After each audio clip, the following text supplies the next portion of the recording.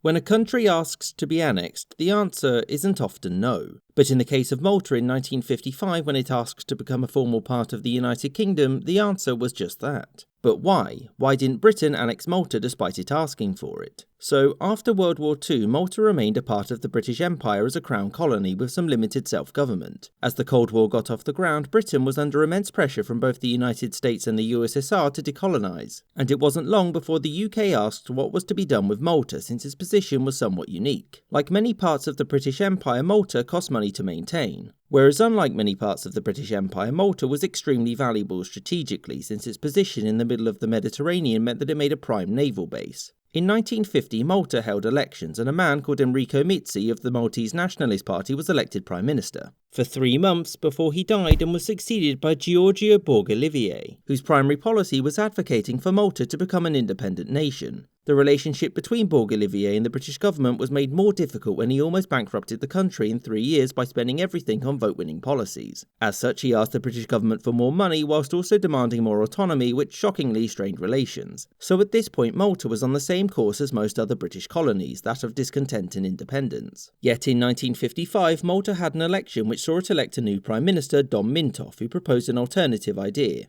allow Malta to join the United Kingdom. The British government was very happy with this idea because it meant that they could keep this colony and America and the USSR couldn't be angry because it was democratic. And so both sides quickly began discussions on how to annex Malta into the UK. The idea was that it would become a constituent nation of the United Kingdom and it would hold a position similar to that of Northern Ireland, with its own local representation as well as having 3 members of parliament. Now, Mintoff wasn't being silly when he proposed this, since he knew that Malta was instrumental to British defence policy and was fully aware of Malta's financial problems. If Malta became a part of the United Kingdom, the Maltese would have access to British social programmes and they would have a small voice in maintaining British defence spending on the island. In 1956, Malta held a nationwide referendum on whether or not it should join the United Kingdom, which yes won with 77% of the vote on 60% turnout. So, given that the British government wanted Malta to join the UK, the Maltese government wanted Malta to join the UK, and a public referendum had affirmed the Maltese people's position, why didn't Malta actually join the United Kingdom?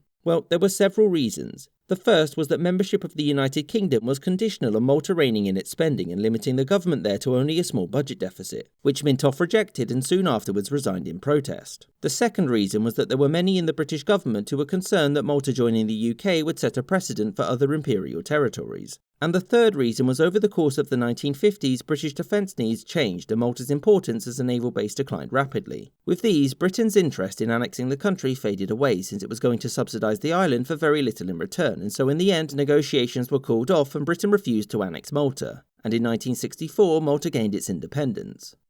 I hope you enjoyed this episode, and a special thanks to all my Patreon supporters: James Bisonette, Marvin Cassow, A Man of Culture, Kelly Moneymaker, Danny Maloney, John Bizquez, Rob Waterhouse, Mo, Aaron the White, James Castaneda, Gustav Swan, Jordan Longley, Marcus Arsner, Spinning 3 Plates, Colin Castleman, Filda Oink Oink, Rashid Ali, David Silverman, Izzy, Maggie Paxkowski, Spencer Lightfoot, Winston Kaywood, Robert Wetzel, Lexi Schwinn, Anthony Beckett and Sky Chappelle. I think of it as Malta's declaration of dependence.